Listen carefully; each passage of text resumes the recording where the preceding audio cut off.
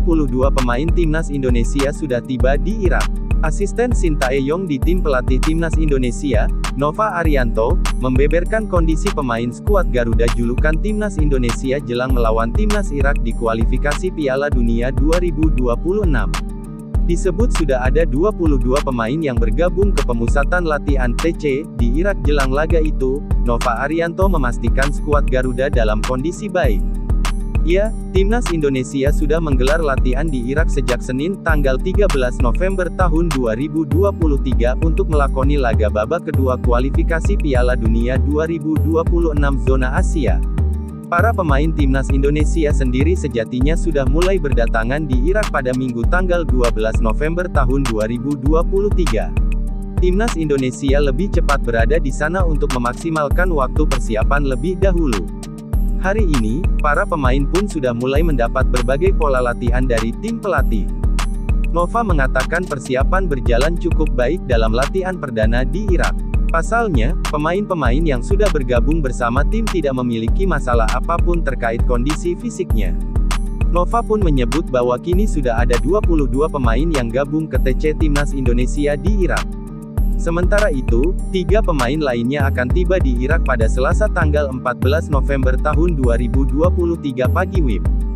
Kondisi tim sangat baik, ujar singkat Nova kepada MNC Portal Indonesia, MPI, Senin tanggal 13 November tahun 2023. Sudah 22 pemain bergabung dan 3 pemain lagi akan tiba besok pagi, lanjutnya. Dengan kondisi fisik yang baik, timnas Indonesia tentunya siap tempur melawan Irak.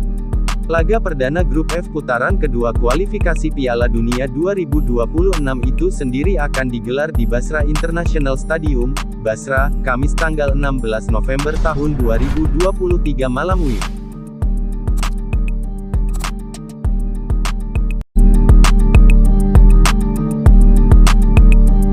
Man of the Match Indonesia vs Panama, Arhan Kaka. Penyerang timnas Indonesia U17, Arhan Kaka, layak diberi penghargaan Man of the Match di pertandingan melawan Panama U17, Senin, tanggal 13 November tahun 2023.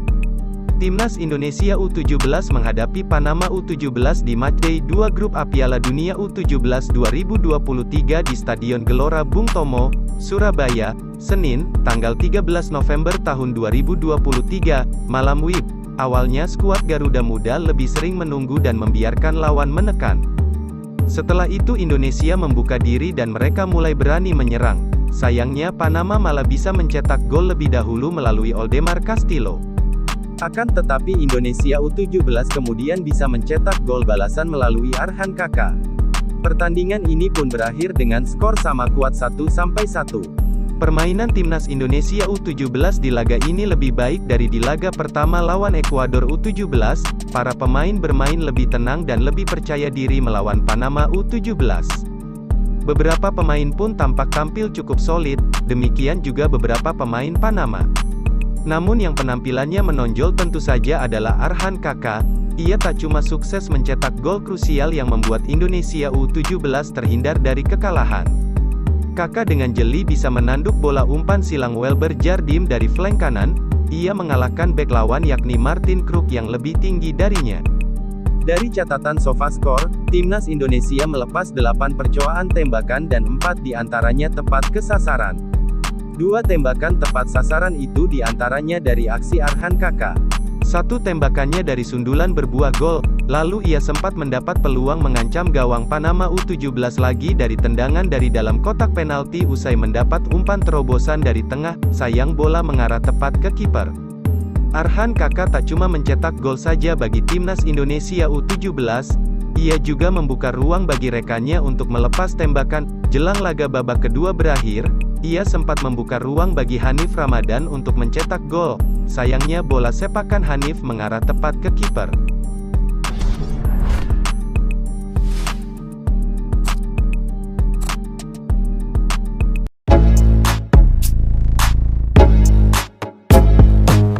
Dua pemain Indonesia U17 curi perhatian pelatih Ekuador. Pelatih timnas Ekuador U17, Diego Martinez, mengaku takjub dengan permainan timnas Indonesia. Dia pun merasa terkesan dengan 2 pemain Garuda Muda tersebut. Laga Indonesia versus Ekuador berakhir imbang 1-1 dalam laga pembuka Piala Dunia U17 di Stadion Gelora Bung Tomo atau GBT pada hari Jumat 10 November kemarin. Timnas Indonesia unggul terlebih dahulu lewat striker Arhan Kaka pada menit ke-22. Keunggulan Indonesia pun tak bertahan lama karena Ekuador berhasil membalas berkat gol Alen Obando pada menit ke-28. Selepas itu, Indonesia pun terus digempur Ekuador. Namun, penampilan gemilang Ikram Al-Ghifari di bawah mistar gawang sukses membuat skor bertahan 1-1 hingga pertandingan selesai. Pelatih Ekuador, Diego Martinez pun mengaku terkesima dengan dua pemain Indonesia tersebut. Dua pemain yang dimaksud adalah Welber Jardim dan Jidabin. Saya sangat suka pemain nomor 12 yaitu Welber Jardim, fullback. Dia bisa bermain di posisi kiri dan melebar. Serta nomor 10 Jidabin, ujar Diego Martinez. Ia pun membeberkan bahwa timnya sangat kesulitan dalam membongkar lini pertahanan Indonesia. Sebab anak asuh Bima Sakti itu menunjukkan pertahanan yang sangat solid. Indonesia membuat pertandingan sangat bagus. Mereka sangat efektif saat bertahan di kotak penalti. Sehingga tadi banyak situasi yang membuat kami tidak bisa mencetak gol lagi, ungkap Martinez.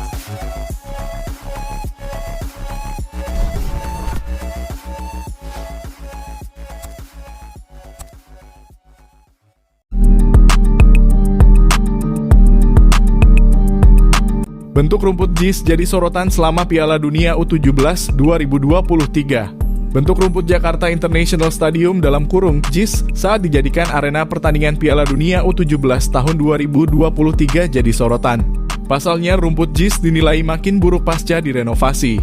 Kondisi itu jadi sorotan ketika JIS dipakai untuk pertandingan Inggris versus Kaledonia baru pada Sabtu dalam kurung 11/11 kemarin. Usai pertandingan itu berakhir, warganet di lini masa media sosial Twitter malah ramai membahas kondisi rumput di JIS. Kata kunci rumput JIS sampai menjadi trending topik Twitter karena banyaknya warganet yang mempermasalahkan kondisi rumput di stadion tersebut. Banyak warganet yang mengejek rumput JIS yang dianggap tidak layak, bahkan mengalami penurunan bila dibandingkan dengan kondisi sebelum direnovasi. Renovasi rumput JIS Mahakarya @RichThohir sindir akun Twitter @ARSIPAJA yang kemudian memperlihatkan perbandingan situasi dahulu dan sekarang alias from this to this. Akun tersebut rupanya membandingkan kondisi rumput JIS ketika digunakan untuk pertandingan antara Persija Football Club melawan klub asal Thailand Chonburi Football Club pada pertengahan tahun 2022 lalu. Sebelumnya memang sempat dilakukan pergantian rumput di JIS karena tidak sesuai dengan standar FIFA untuk jadi tuan rumah Piala Dunia. Pergantian itu baru selesai pada pertengahan September 2023 lalu. Warganet sempat merasa heran dengan pernyataan Kementerian PUPR yang melakukan renovasi itu pada Juli lalu dengan alasan rumput tidak sesuai standar FIFA. Menurut warganet, rumput di JIS sudah dibuat sesuai standar internasional yakni berjenis hybrid bahkan setara dengan kandang klub Bayern Munchen, Allianz Arena. Rumput hybrid itu merupakan gabungan antara rumput sintetis dan rumput alami. Rumput ini merupakan rekomendasi FIFA yang ditanam di lapangan latihan serta lapangan utama. Soal bahan hingga ketebalan mengacu pada standar federasi tersebut. Komposisi rumput hybrid JIS mencakup 5% rumput sintetis berjenis Limonta dari Italia dan 95% sisanya adalah rumput alami jenis Zoysia Matrella dari Boyolali, Jawa Tengah. Rumput alami ini dihasilkan oleh para petani lokal yang biasa membuat rumput sepak bola. Penggantian rumput di JIS itu dilakukan oleh PT Jakarta Propertindo atau Jakpro dengan menggunakan dana perusahaan. Namun tak dijelaskan jenis rumput pengganti tersebut. Rumput lapangan JIS diganti total dengan rumput baru sesuai dengan standar FIFA, kata tenaga ahli Jakpro Wisnu Wardhana dalam keterangan tertulis di Jakarta, Selasa 29 Agustus 2023 lalu.